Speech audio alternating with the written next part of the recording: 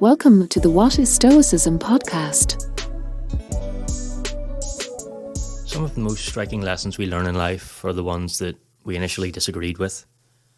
They're the ones that either challenge our long-held beliefs or just plain don't make sense to us on the surface. But the surface, by nature, is shallow. We can't immediately see what's going on underneath it. It's not until we examine such lessons and pieces of advice in a deeper way that we can extract the value from them. Like the diver searching for underwater treasure, we have to look past what can be seen by everyone who takes a cursory glance from their safe vantage point on dry land. In keeping with so much of Stoic practice, the real rewards are to be found beyond initial impressions. To illustrate this, let's look at 21 short Stoic life lessons that initially sound counterintuitive. For each lesson, we'll consider the Stoic source that inspired it, then meditate briefly on what it means and how it can benefit us. 1. To be loved, love. A quote from Seneca, quote, "If you ask how one can make oneself a friend quickly, I will tell you, provided we are agreed that I may pay my debt at once and square the account, so far as this letter is concerned. Hecato says, I can show you a potion, compounded without drugs, herbs, or any witch's incantation. If you would be loved, love." End quote. Our first experiences of love are generally a one-way street. If we're lucky, we are loved unconditionally by at least our mothers from the moment we're brought into the world. We learn to be loved before we learn to love. We learn that our behaviour can influence how that love is expressed to us, and so we go on seeking love and attention from others by trying to replicate what worked before or by exaggerating that behaviour. Love, as a subdivision of the Stoic virtue of justice, tells us how we should treat others. It's guidance for our actions. It doesn't tell us what rewards to seek. Being a virtue, love is a good in and of itself. It requires no external reward. It is its own reward. The ironic thing is, when we start to put others ahead of ourselves, when we start to love, we end up being loved. 2. The only constant is change. From Marcus Aurelius, quote, "Is any man afraid of change? Why, what can take place without change? What then is more pleasing or more suitable to the universal nature?" End quote. It seems paradoxical to state that change is a constant, but the acceptance of this fact is a powerful tool at a practicing Stoic's disposal. The evidence of change is all around us every day. Different parts of our surroundings, our atmosphere, and most importantly ourselves, grow and atrophy, update and degrade, are lost and found, and live and die. Change is nature's delight. Change is inevitable. By denying this, we subject ourselves to disturbance every time change intrudes on our lives. But if we expect it and accept it, we prepare ourselves to adapt to it. Being able to adapt to change, whether it be by treating it as a challenge or by finding a more useful perspective from which to view it, gives us a much better flow of life than fighting against what is outside our control. The fact remains, regardless of how we react, change will happen. 3. To be everywhere is to be nowhere. From Seneca, quote, "Everywhere means nowhere. When a person spends all his time in foreign travel, he ends by having many acquaintances, but no friends." End quote. While this lesson can apply in a literal sense to our physical location, it can also be a reminder to prioritise what we spend our time on. "A delight in bustling about is not industry," Seneca wrote, "and the state of mind that looks on all activity as tiresome is not true repose, but a spineless inertia." In other words, if we indulge our need to feel busy, we'll end up spreading ourselves too thin. As a crude example, spending 3 minutes each on 30 tasks is likely to be much less productive than spending 30 minutes each on your 3 most important tasks. Wasting our precious time on too many things leaves us nowhere. Making the most of it on what is important to us takes us where we want to be. 4. Imagining death is key to living life. From Marcus Aurelius, quote, "Think of yourself as dead. You have lived your life. Now take what's left and live it properly." End quote. Memento mori, the Latin phrase meaning remember you will die, represents a practice that most Stoics will be familiar with. It is a reminder of the inevitability of death to prompt us to place greater urgency on living. In Bhutan, there's an old saying, "To be a truly happy person, one must contemplate death 5 times daily." How does this contemplation make us live? How does it make us happy? Because it makes us realise our time is limited. Death will come. What else is there to do in the meantime than to be grateful and make the most of the fact that it hasn't come yet? 5. Discipline now means freedom later. From Epictetus, quote, "He is free who lives as he likes, who is not subject to compulsion, to restraint or to violence, whose pursuits are unhindered, his desires successful, his aversions unincurred." End quote. Self-discipline is one of the 4 cardinal virtues of Stoicism. This mere fact shows that to a Stoic, it is regarded as essential to living a good life. To the ancients, it meant guarding against excess. It meant knowing when to stop and when to keep going. It meant good discipline within the soul. Today, we can still see it's the virtue that opens up space for so much in life. But discipline limits me, you might say. It restrains me. How could it open up space? Think about it. Discipline in diet makes you healthier. Discipline in exercise makes you stronger. Discipline in relationships makes you happier. Discipline in learning makes you smarter. Discipline in work makes you reliable. Discipline now leads to space later. The space of having more time because you didn't hit snooze. The space of trying more activities because you need to see the doctor less. The space of having more opportunities because you have gained wisdom and trust. The space of having less to worry about because the bad choices are no longer considered. The space of being happier. 6. Freedom means being disliked by some.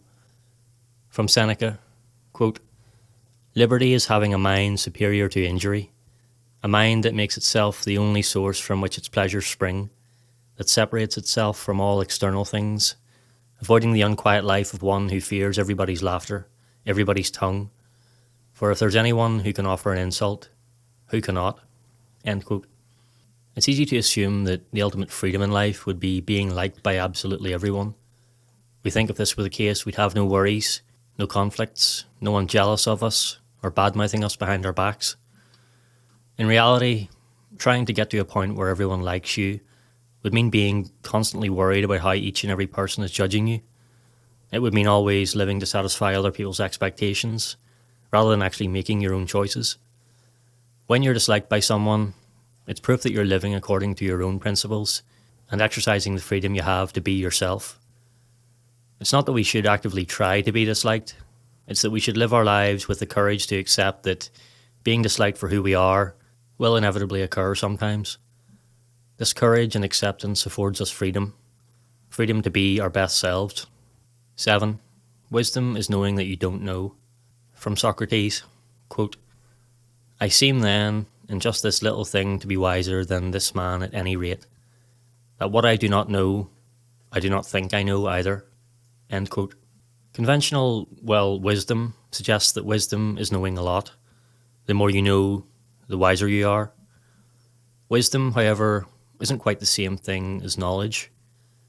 The Stoic virtue of wisdom is a disposition by which we judge what is to be done and what is not to be done. It's how we make decisions and decipher between good and bad. In the most basic terms, it means doing the right thing, or as a start, knowing what the right thing is. We're often scared to admit that we don't know something. We sense there is weakness in open honesty and mistrust in vulnerability, when in fact it takes fortitude to be vulnerable, and honesty actually builds trust. If you're known to be someone who is prepared to say, "I don't know," it gives more weight to what you do know. You have taken time to understand it. You didn't rush to judgment. That's your character. You are capable of wisdom. "I don't know" is the key that unlocks the gate to learning. Without that admission, the journey ends, and wisdom lies dormant. No one can be taught what they think they already know. 8. How you do anything is how you do everything. From Epictetus, quote, "Don't be pretentious, just stick to your principles, and rest assured that if you remain true to them, the same people who made fun of you will come to admire you." End quote. The ancient Stoics were believers in duty. They believed that we have a responsibility to ourselves and our fellow humans to do the best we can at all times. Marcus Aurelius wrote that our duties in life are the sum of our individual acts, and so all these individual acts should be completed methodically, with due care and attention. In other words, we should take pride in every small thing we do, as all the small things add up to provide a reflection of how seriously we take our responsibilities in life. Having pride in everything you do means having strong principles, You're letting yourself down first and foremost if you half-ass a task. On the other hand, when you do things right, when you do everything with the same level of effort and commitment, you repeatedly confirm your own character to yourself. You can be content with your efforts and have no regrets. 9. Accepting fate is not the same thing as being passive. From Epictetus, quote, "Do not seek to have events happen as you want them, but instead want them to happen, and your life will go well." End quote. As Stoics, we seek to reduce the burden of unwanted events by accepting their occurrence. We come to terms with what has happened and do our best to understand that it was bound to happen. This is the essence of amor fati, which Nietzsche described as follows, quote, "My formula for what is great in mankind is amor fati, not to wish for anything other than that which is, whether behind, ahead, or for all eternity, not just to put up with the inevitable, much less to hide it from oneself, for all idealism is lying to oneself in the face of the necessary, but to love it." End quote. A common misunderstanding is equating this attitude with giving up. If we accept everything, then why do anything? To support this argument, some use the image of an emotionless cow standing in the rain, passive and unmoved by its surroundings. In fact, accepting fate is not the same thing as passivity. Accepting what happens saves us time. We don't feel the need to curse fate or complain about our luck when we practice amor fati. We don't spend time wishing we could change the past. Instead, we focus on what we can do. We assess what has happened, we decide on the best response, and we actively work to affect the things within our control. 10. The more you rely on ego, the less confident you are. From Ryan Holiday, quote, "When we remove ego, we're left with what is real. What replaces ego is humility, yes, but rock-hard humility and confidence. Whereas ego is artificial, this type of confidence can hold weight. Ego is stolen, confidence is earned. Ego is self-anointed, its swagger is artifice." End quote. When we look at the conduct of big stars, those famous people who bathe in the limelight, we might come to conflate confidence with ego. We see displays of self-importance, vanity, even arrogance, and it all looks like unflinching self-confidence. What we're really seeing is a performance, a pretense. Egotistical acts are those of someone who desperately wants to be confident but is unwilling to earn it. Ego seeks as much recognition as possible. It is inflated by praise and stung by criticism. Confidence is different. Confidence comes from our best efforts and has no reliance on outcomes or opinion. When we have put everything into the task at hand, then we can humbly accept that everything else is outside our control. Judgment and opinion can't touch us. That is confidence. 11.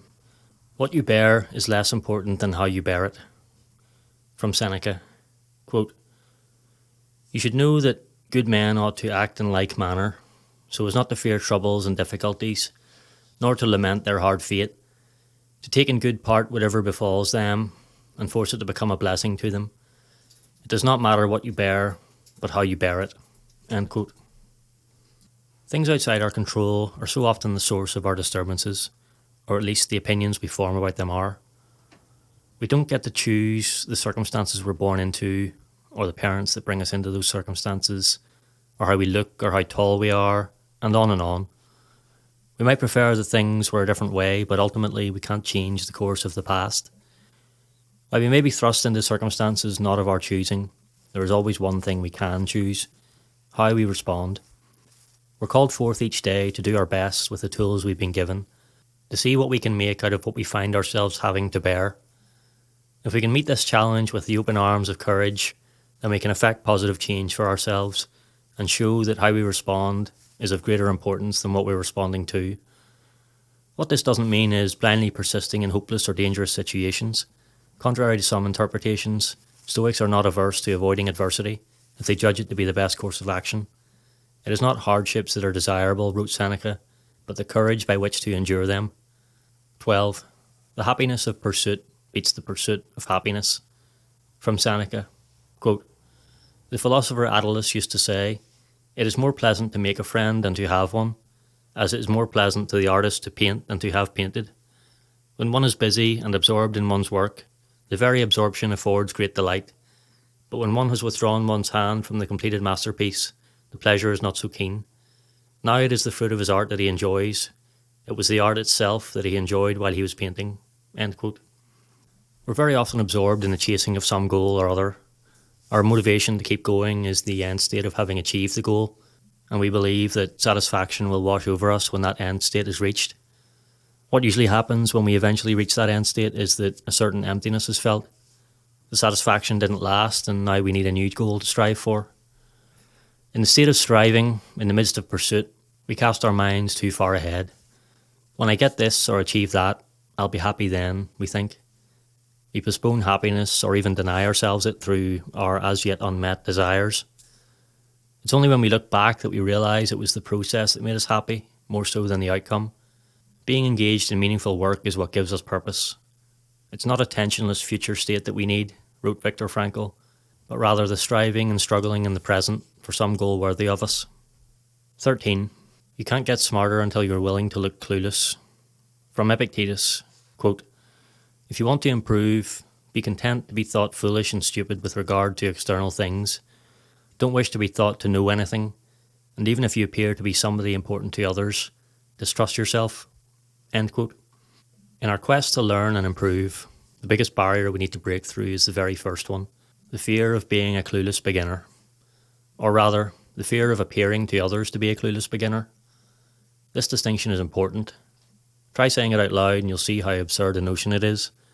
I won't try to learn something new because I am afraid to appear to others to be a clueless beginner. That we'd intentionally hold ourselves back due to the imaginary opinions of others is absurd. Everyone has to start somewhere. No one begins fully formed. We all start from a position of cluelessness, and through our honest efforts we improve. Who cares how it looks? In Courage Under Fire, James Stockdale's account of his time as a prisoner of war, he writes, "There can be no such thing as being the victim of another. You can only be a victim of yourself. It's all in how you discipline your mind. So don't be a victim when it comes to your own growth. Don't hold yourself back." 14. Admitting mistakes builds more trust than appearing perfect. From Marcus Aurelius, quote, "Be prepared to change your mind if someone is at hand to put you right and guide you away from some ill-grounded opinion." End quote. In both our work lives and our personal lives, it can be tempting to try to hide our mistakes in the name of saving face, but dishonesty always has a strange way of coming back to bite. As James Altucher puts it, honesty is the fastest way to prevent a mistake from turning into a failure. Accepting immediate responsibility for an error and taking steps to correct it means you aren't constantly waiting for a tap on the shoulder from someone armed with the evidence to expose something you tried to hide. Not only that, whether it be in a personal or work setting, getting called out for mistakes that you haven't admitted, or worse, have tried to shift the blame for, is something that will quickly erode people's trust in you if it happens even once. Sticking to a policy of being accountable for mistakes means people can be sure of your integrity.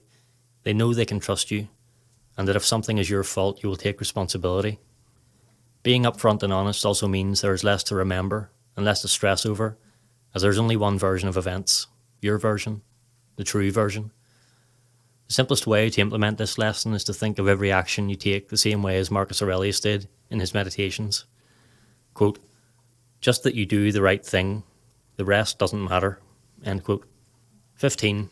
Events can't disturb you, only your judgments about them can. From Epictetus, quote, "People are not disturbed by things, but by the view they take of them." End quote.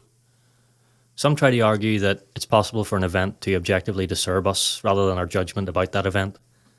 The defence offered is that when something indisputably terrible happens, there can be no other outcome than disturbance, and so our judgment isn't even a factor.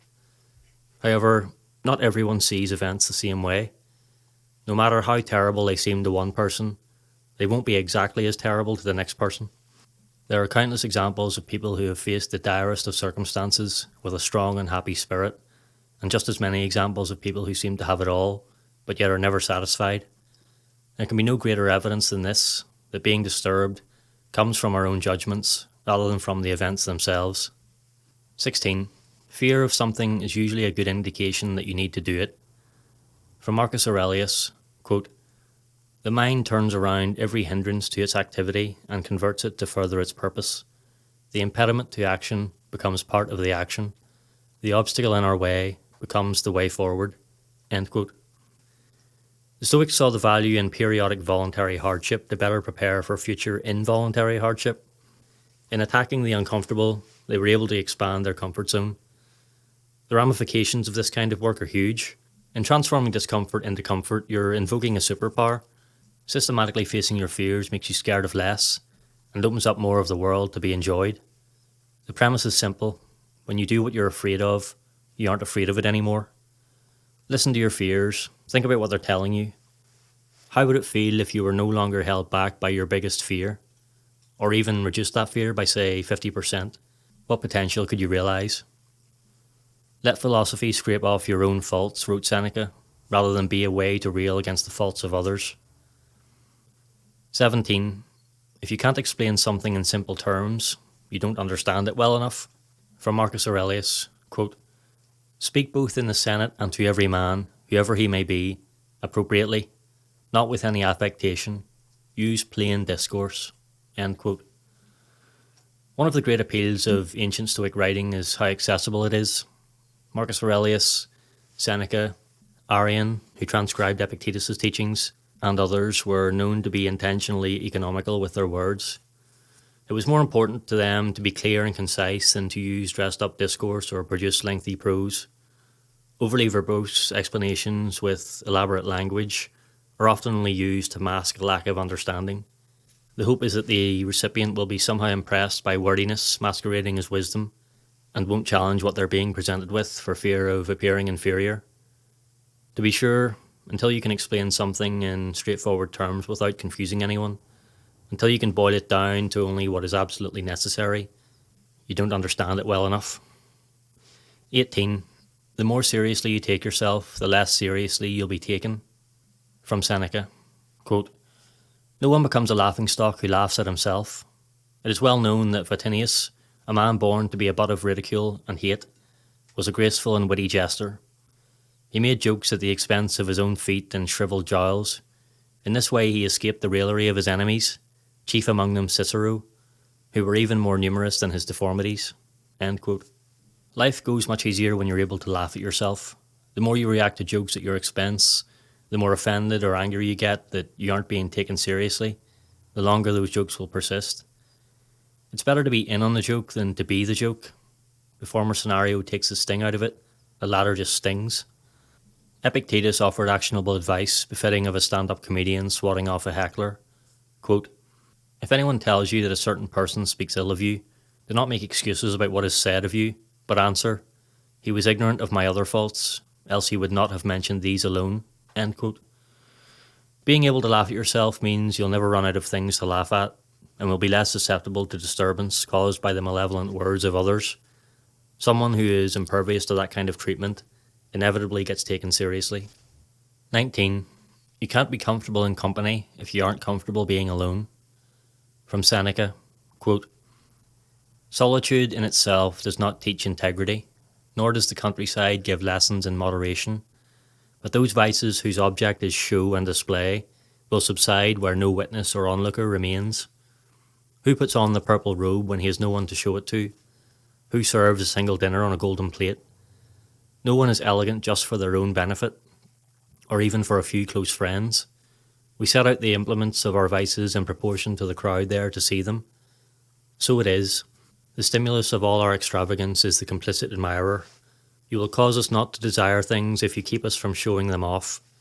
Ambition and luxury, and lack of restraint, all need a stage. You will heal them if you are kept from view." End quote. Our everyday impatience and agitation with other people is usually a sign of our impatience and agitation with ourselves. We carry some unresolved tension in our own minds and end up projecting it onto others. When we sit down alone and work through our worries, we create a person who is just a little better, just a little more comfortable with themselves than before. This new person then goes out into the world better equipped for their next interaction. Another thing we need to do alone is define our principles.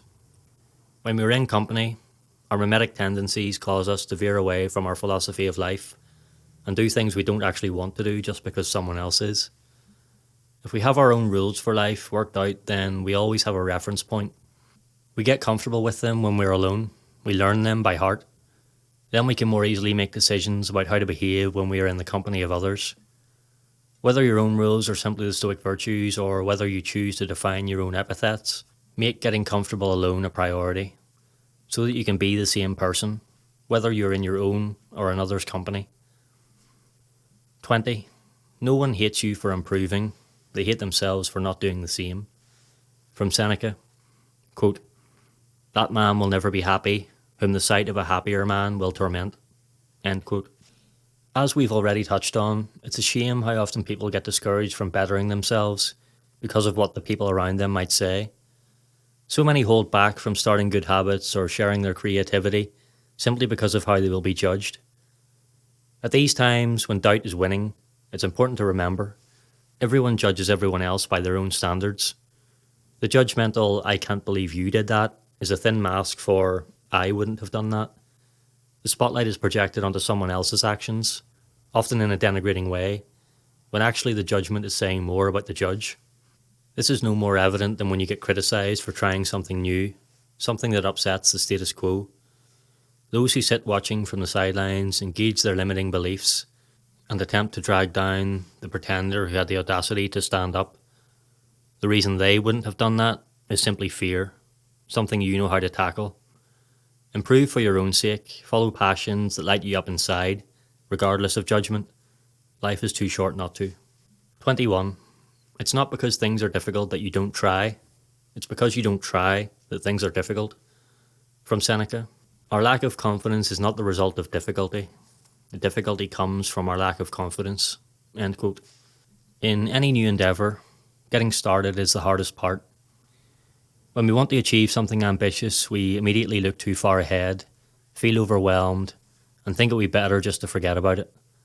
But every grand thing has small beginnings. If you track your steps on a daily basis, your target for today might be 10,000. It's important to remember, however, that each step happens one at a time, and the counter doesn't start until the first one is taken. 10,000 is a lot, one is not. Small intentional actions add up. Taking that first step, no matter how tiny, removes the difficulty of getting started. It's simply a matter of trying, simply a matter of putting in a little effort and then building upon it. You might not achieve what you set out to, but by trying you will at least make progress. If you choose not to try, not to take that first small step, one thing is certain, the difficulty of starting won't go away.